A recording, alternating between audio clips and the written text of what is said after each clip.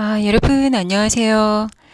온라인으로나마 특강을 진행하게 되었습니다. 이 특강에서는 1, 2회 나누어서 인공지능에 대해서 이제 프로그래밍 중심으로 해서 말씀을 좀 드리고자 하는데요. 첫 번째 시간은 인공지능. 이제 나도 시작해 볼까입니다. 인공지능에 대해서 이제 딥하게 다룬다기보다는 인공지능을 이해하기 위한 파이썬의 프로그램을 여러분들이 이제 기초적으로 남아 배우시고 그걸 활용하는 그런 시간이라고 생각을 하시면 될 것 같습니다.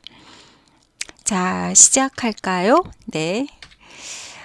먼저 인공지능이 무엇인가 말씀을 드리고, 그리고 인공지능을 위한 파이썬 프로그래밍을 한번 해보고, 그리고 두 번째 특강에서는 케라스 API를 활용을 해서 이 텐서플로우를 이용한 딥러닝 예제를 살짝 맛볼 수 있도록 그렇게 한번 해보겠습니다. 여러분들 인공지능 굉장히 이야기를 많이 하죠. 그래서 인공지능이 무엇인지 궁금하기도 하고, 그리고 머신러닝, 딥러닝 이야기를 하는데 이게 인공지능에 포함된 건지 아니면은 독자적으로 머신러닝이라고 하는 거, 딥러닝이라고 하는 게 있는지 아마 궁금하신 분들이 많으실 거예요. 자, 지금 여기 이 파워포인트의 내용을 보시면은 이제 머신러닝에 대해서 나오는데 인공지능, 머신러닝 딱 중앙에 있죠. 자, 지금 인공지능이라고 하는 그런 개념이 1950년 이전부터 있었다라고 되어 있고, 그리고 이제 1980년부터는 머신러닝에 대해서 언급이 되고 있다. 그리고 2010년 이후부터는 딥러닝 이야기를 하고 있다라고 하는 그런 표가 있어요. 이거는 표가 너무 좋아서 제가 이제 이런 사이트에서 좀 퍼가지고 와서 여러분들 보여드리고 있습니다.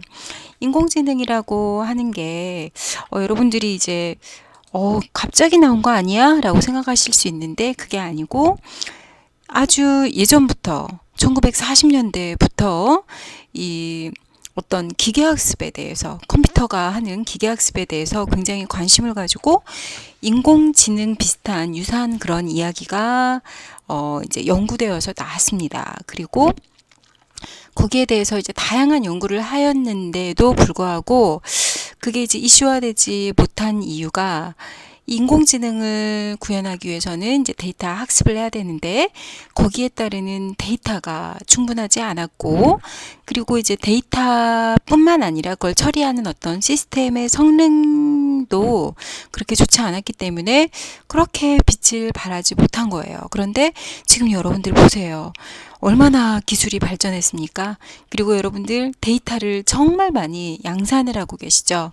우리 개인뿐 아니라 뭐 산업에서도 그렇고 여러 가지 어떤 우리가 이제 뭐 활용할 만한 그런 데이터들이 정말 빠르게 누적이 되고 있기 때문에 그 어마어마한 데이터와 그리고 시스템을 그 빠른 시스템을 결합을 해서 데이터를 학습할 수 있는 그런 이제 머신러닝이 되는 그런 시대가 되었고, 이 데이터를 제공함으로써 학습을 하는 게 아니고 데이터를 제공하지 않아도 알아서 찾아가지고 이제 어떤 신경망 학습을 하는 그런 딥러닝까지도 우리가 지금 경험하고 있는 것입니다. 그래서 이 인공지능이라고 하는 큰 테두리 안에 머신러닝이라고 하는 게 있고, 이 머신러닝이라고 하는 큰 테두리 안에 딥러닝이라고 하는 게 있다라고 하는 거 여러분들이 기억을 해주시면 좋겠습니다. 자, 그래서 인공지능이라고 하는 것은 뭐 잘 알고 계시죠? 지금 오프라인으로 해서 이제 여러분하고 특강을 하게 된다면은 제가 분명히 여쭤볼 거예요. 인공지능은 무엇인지 혹시 경험한 적이 있는지 그런 것들을 여쭤볼 텐데 지금 그런 상황이 아니라서 조금 아쉽긴 합니다. 자, 인공지능이라고 하는 것은 기계를 지능적으로 만드는 과학이다 라고 하는 거, 그리고 말씀드린 바와 같이 이 1940년대부터 인공지능의 개념은 이미 존재하고 있었습니다. 하지만은 이 컴퓨터 성능이 미비하고 그리고 학습할 데이터의 수가 그렇게 충분하지 않기 때문에 올바른 인공지능을 대중적으로 할 수가 없었던 거죠.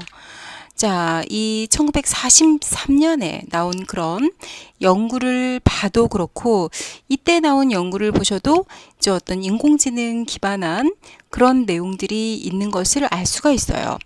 그리고 1950년도에는 앨런 튜닝, 굉장히 유명한 사람이죠. 이 앨런 튜닝이라고 하는 사람이 이 컴퓨터 지능에 대해서 최초로 언급을 하게 됩니다. 그러면서 튜닝 테스트를 통해서 이 시스템이 지능적으로 행동하는 그런 실험을 하게 되는 거예요. 그리고 이제 1956년도에는 이 존 메카시라고 하는, 여러분들 그 존 메카시라고 하는 분 혹시 이름 들어보신 분 있을 거예요. 그 우리가 알고 있는 아주 유명한 언어도 만든 그런 분이신데, 이분이 역시 세계적인 전산학자들과 함께 진행한 다트머스 대학 학회에서 인공지능이라고 하는 용어를 처음으로 만들게 됩니다. 그래서 이 인공지능이라고 하는 것을 고도의 지능을 가진 컴퓨터 디바이스를 만들기 위한 과학과 공학이다라고 그렇게 정의를 하게 되는 거죠.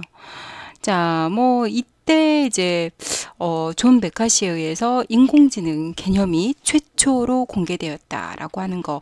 그 이전에도 뭐 컴퓨터의 기계학습에 대해서는 뭐 이야기가 되었지만 인공지능 그렇게는 말 안 했거든요. 그런데 1956년도에 존 메카시가 인공지능이라고 하는 그런 개념을 이제 최초로 공개를 한 거죠. 그리고 1958년에는 여러분들 그 인공지능을 혹시라도 알고 계신 분들은 퍼셉트론 이론이라고 하는 거에 대해서 잘 알고 계실 텐데, 이 퍼셉트론 이론이라고 하는 것을 이분이 프랭크 로젠블레트라고 하는 분이 퍼셉트론 이론이라고 하는 것을 발표하게 됩니다. 그래서 지금 이분이신데요. 1958년도에 IBM 컴퓨터를 통해서, 지금 우리가 IBM 하면은 와 좋다 그러지만은, 우리가 지금 생각하는 IBM이랑 1958년도의 IBM은 실은 용량 면에서, 크기 면에서 굉장히 다르죠. 물론 그 당시에는 아주 획기적인 그런 기계였겠지만은, 이렇게 큰 기계가 지금 우리가 하고 있는 스마트폰보다도 조금 부족한 그런 연산을 하고 그랬다라고 하는 거죠. 여튼 이 큰 기계 IBM 그런 컴퓨터를 통해서 50번의 시행착오를 하고, 이 컴퓨터 오른쪽과 왼쪽에 펀치 카드를 구별하는 방법을 이 컴퓨터가 스스로 학습하도록 하는 그런 퍼셉트론 이론을 만들었다고 합니다. 지금은 어떤가요? 여러분들 강력한 병렬 처리 성능 가능하죠? 그리고 뭐 이 GPU라고 하는 것 여러분들 알고 계시지만은 요즘은 이 텐서플로우 전용으로 해서 TPU라고 하는 것도 만들었대요. 어마무시한 그런 일을 하는 그런 뭐 유닛이죠. 이 GPU 등장하고 뭐 TPU 등장하고, 물론 CPU로도 가능하고요. 우리는 CPU로 실습을 할 겁니다. 자, 이런 것들이 등장을 하면서 차고 넘치는 데이터가 생기게 되었어요. 이걸 잘 이제 처리하게 되었습니다. 자, 이렇게 컴퓨터 성능이 매우 우수해지고 학습할 데이터의 수가 증가함에 따라서 드디어 이제 컴퓨터가 판단하고 그리고 예측하고 추론하는 인공지능 시대가 도래하게 되었다라고 하는 거죠. 자, 그러면은 그 인공지능이라고 하는 그 하위 개념으로 해서 머신러닝이 있었는데, 이 머신러닝이다라고 하는 것은 무엇인지 한번 볼까요? 머신러닝이라고 하는 것은 인공지능의 하위 집합 개념이죠. 그래서 제공된 대량의 데이터 학습, 이게 중요합니다. 이 머신러닝, 딥러닝의 차이점을 잘 모르시는 분들이 있는데, 머신러닝은 데이터 학습을 위해서 데이터를 제공을 하는 거예요. 그래서 이 제공된 데이터를 통해서 학습을 하고 기계가 스스로 판단하고 예측을 하는 거죠. 물론 이 과정에서 처리할 수 있는 알고리즘이 있을 겁니다. 자, 다시 말씀드리지만은 제공된 대량의 데이터를 통해서 학습을 하고 그리고 분석하고 판단하고 예측할 수가 있다라고 하는 것입니다. 이 처리될 정보에 대한 많은 양의 데이터를 제공하는 게 이제 필요하고, 그렇기 때문에 우리가 잘 알고 있는 빅데이터 분석이라든지 이런 것들도 역시 머신러닝에 속한다라고 하는 거죠. 이 머신러닝은 어떻게 보면은 인공지능 안에 들어있는 어떤 큰 하위 개념인데, 또 이 머신러닝 안에 들어있는 게 바로 이제 딥러닝이 되는 거죠. 자, 일단 머신러닝에 대해서 좀 이야기를 좀 해볼게요. 자, 보시는 바와 같이 머신러닝을 하기 위해서는 데이터를 제공해서 이 컴퓨터가 주어진 데이터와 처리할 알고리즘으로 해서 처리를 하고, 뭔가 처리가 되었으면은 그 결과를 제시를 하는 것입니다. 결과라고 하는 것은 예측, 확률, 그런 것들이 되겠죠.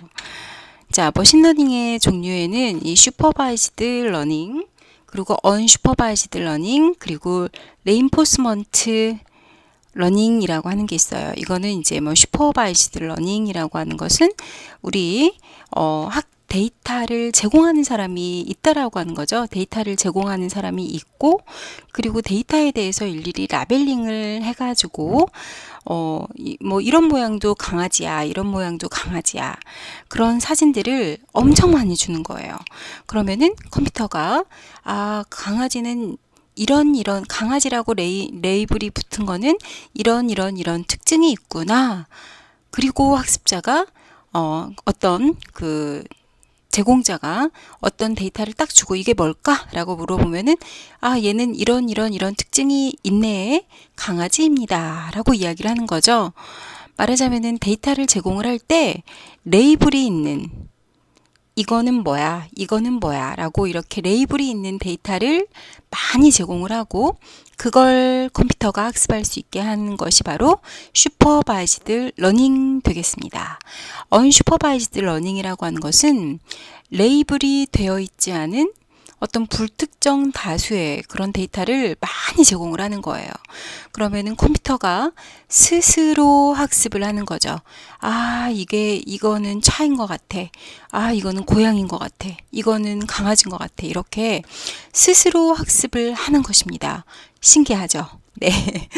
자, 이 슈퍼바이즈드 러닝은 어떤 태그가 붙은 레이블이라고 하죠.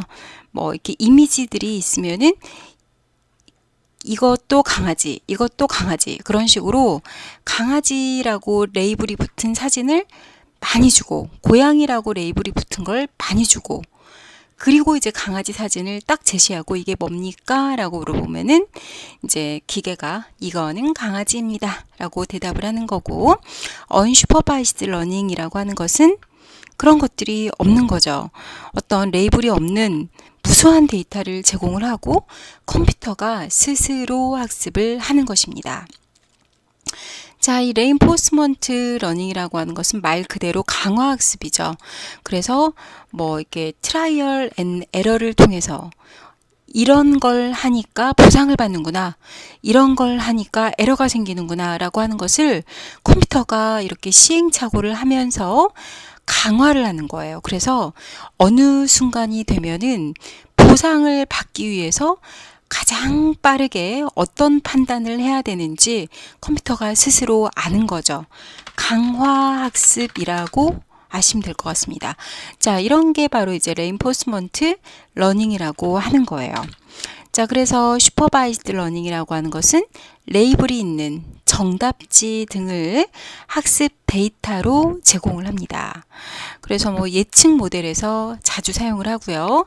신용카드 거래의 사기성, 이런 것을 뭐 판단을 하거나 보험 가입자의 보험금 청구 가능성, 이런 것들을 예측하는데 슈퍼바이즈드 러닝이라고 하는 게 사용된다고 그래요. 그러니까 뭐 A 사례, 이거는 뭐 사기 사례 해가지고 쭉쭉쭉 보여주고, 이거는 올바른 사례에서 쭉쭉쭉 보여주고, 어떤 레이블이 있는 거죠. 정답지라고 썼지만 어떤 사례에 대해서 레이블이 있는 사례를 제공하는 것을 우리는 슈퍼바이즈드 러닝이다 라고 이야기를 합니다. 자, 언슈퍼바이즈드 러닝이라고 하는 것은 정답지가 없는 다수의, 말하자면은 이게 뭔지 모르는 그런 데이터인 거죠. 다수의 학습 데이터를 컴퓨터에 제공을 해요. 혼란스럽겠죠. 그러면은 컴퓨터는 그 학습 데이터를 가지고 데이터의 내부 구조를 파악합니다. 내부 구조를 파악하고, 그리고 유사한 속성의 어떤 내용들을 그룹핑을 한다든가, 아니면은 구매 패턴을 분석을 한다든가, 이런 일들을 하는 거죠. 슈퍼바이즈드 러닝은 정답지가 있다. 언슈퍼바이즈드 러닝은 정답지가 없다라고 하는 그런 특징이 있어요. 그래서 언슈퍼바이즈드 러닝 같은 경우에는 고객 구매 패턴을 분석을 해서 무수히 많은 그런 어떤 정답지가 없는 그런 데이터를 학습을 해서 A라고 하는 고객은 이런 패턴 좋아해, B라고 하는 고객은 이런 패턴 좋아해 라고 하는 그런 패턴을 분석할 수가 있는 곳에 많이 활용이 되는 거죠. 자, 레인포스먼트 러닝이라고 하는 것은 강화학습이라고 말씀을 드렸죠. 그래서 시뮬레이션의 반복을 통해서 여러 번 학습을 하면서 이제 시행착오를 거치는 거예요. 시행착오를 거쳐서 일정 시간 내에 보상을 극대화할 수 있는 그런 행동을 찾아내는 것입니다. 그래서 로봇이라든지 게임, 내비게이션 이런 것들의 성능을 이런 강화학습을 통해서 강화할 수가 있는 거죠. 자, 머신러닝을 이용을 해서 지금 현재 여러분들이 사용하고 계시는 것은 아마존의 맞춤식 제품 추천이라든지 페이스북의 안면 인식이라든지 또는 구글 맵스의 빠른 경로 추천, 이런 것들이 바로 머신러닝의 활용 사례다라고 하는 거 우리 기억을 좀 해두도록 합시다. 자, 그러면은 이제 머신러닝의 지금까지는 인공지능의 하위 개념인 머신러닝을 보았고, 이제 머신러닝의 하위 개념인 딥러닝을 좀 보도록 하겠습니다. 이 딥러닝이라고 하는 것은 머신러닝의 하위 개념이죠. 그래서 어떤 데이터를 주고 학습해라, 그게 아니고 인공신경망, 뉴럴 네트워크라고 이야기를 하죠. 인공신경망을 통해서 기계가 데이터를 스스로 학습하고 분류하고 인식을 하는 것입니다. 도대체 기계가 어떻게 뉴럴 네트워크처럼 사람처럼 이렇게 시냅스 그런 뉴런 그런 것처럼 학습을 하겠어? 라고 생각하실 수 있는데 진짜로 아주 유사하게 그렇게 판단을 하더라고요. 스스로 학습을 하고, 그래서 어떤 사건이 있을 때 이런 사건, 어떤 사건을 딱 주고 이거에 대해서 이제 유추하라라고 했을 때 바로 이렇게 처리하는 게 아니고 이 중간 단계에 어떤 레이어를 통해서 열심히 연산을 하고 이런 경우도 있었지라고 열심히 학습을 한 다음에 그렇다면 이게 유추가 됩니다 라고 결론을 주는 거예요. 그게 이제 가능한 이유는 병렬 연산이 가능하기 때문이죠. 그리고 연산 속도가 획기적으로 가속화되었기 때문입니다. 자, 이 딥러닝의 사례로는 왓슨이라든지 구글 알파고를 들 수가 있죠. 여러분들이 이 두 개 모두 다 들어보셔가지고 굉장히 친근하실 거예요. 이 왓슨이라고 하는 것을 도입한 그런 병원들도 많이 있는데 혈액의 암세포 식별을 할 수 있는 능력이 있고, MRI를 보여주면은 딱 스캔을 하고 종양이 있다 없다 이런 것들도 이제 딥러닝으로 왓슨이 식별을 한대요. 그리고 구글의 알파고도 마찬가지로 바둑을 이제 기초를 배우고 다양한 사례에 대해서 막 학습을 하는 거죠. 그러면서 어떤 인공신경망의 그런 신경망에 대한 신경망으로서 이제 학습을 할 수 있도록 하는 거죠. 자, 기타 딥러닝의 사례인데, 자, 이 사이트는 제 사이트는 아닙니다. 인터넷을 통해서 제가 굉장히 좋은 사이트를 하나 발견을 했는데, 여러분하고 같이 한번 이 사이트로 이동을 해서 딥러닝의 사례를 보도록 하겠습니다. 자, 아까 말씀드린 주소를 그대로 입력을 하고, 그리고 한번 이동을 해볼게요.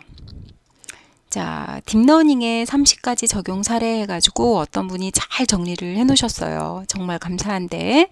자, 그걸 한번 우리가 같이 한번 보도록 하겠습니다.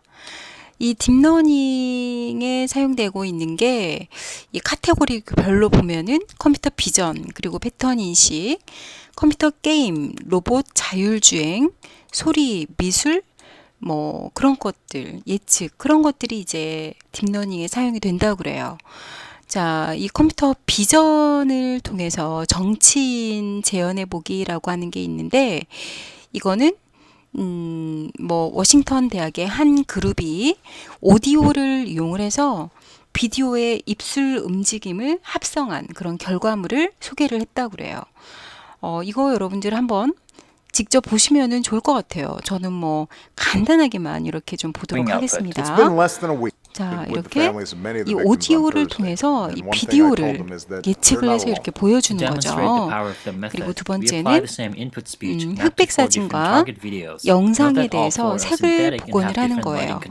이 자동으로 Let there be color라고 하는 뭐 자동으로 흑백 사진을 색이 있는 사진으로 바꿔주는 그런 시스템인데, 여기에 들어가면은 어떨까요? 자, 한번 들어가 보면은 이 사이트를 통해서 색이 있는 그런 사이트로 바꿔준다고 해요. 여기 지금 보시면은 아주 옛날 사진인데 색이 있는 이런 사진으로, 그리고 아주 옛날 사진인데 색이 있는 사진으로, 진짜 놀랍죠. 네. 그리고 흑백 필름에 이렇게 색을 입혀가지고 새로운 영화로 다시 보여주기도 하고, 그리고 이렇게 픽셀을 복원을 해서 보시면은 이게 이렇게 해가지고 이제 이렇게 픽셀을 복원해서 하는 그런 경우도 있고요. 그리고 실시간으로 여러 사람의 움직임을 추정하는 것도 있죠. 이렇게 추정을 해가지고 여러 사람의 움직임을 추정을 해서 보여주고 있는 것도 역시 딥러닝이고요. 뭐 딥러닝이 뭐 알파고나 또는 왓슨, 그렇게 정말 중요한 부분에만 또는 뭐 심도 깊은 내용에만 사용되는 줄 알았더니 이렇게 우리가 생각하지 못한 다양한 곳에도 딥러닝이 사용이 되고 있죠. 자, 그리고 실시간 행동을 분석한다든가, 자, 저도 이 부분이 참 놀랍더라고요. 이 사진 속의 상황을 인지하고 설명하고 이 사람들의 자세도 예상을 할 수가 있대요. 자, 지금 이걸 보시면요. 자, 이런 시스템을 통해서 어떤 사람들의 행동을 예측을 하는 거죠. 자, 이런 게 가능한 것도 역시 딥러닝을 통해서고요. 이 사진 반복하기, 그리고 번역하기, 그리고 뭐 이런 것들, 지금 제가 보여드리는 거, 이렇게 뭐 텍스트 읽기도 마찬가지고요. 이런 것들도 모두 다 이제 딥러닝을 통한 것이다 라고 하는 게 굉장히 뭐 이렇게 놀라울 따름입니다. 자, 이 사이트 저는 지금 시간 관계상 그렇게 오래는 못 보지만은 여러분들은 다시 한번 들어가셔가지고 이 사이트에 대해서 한번 보시면은 좋을 것 같아요.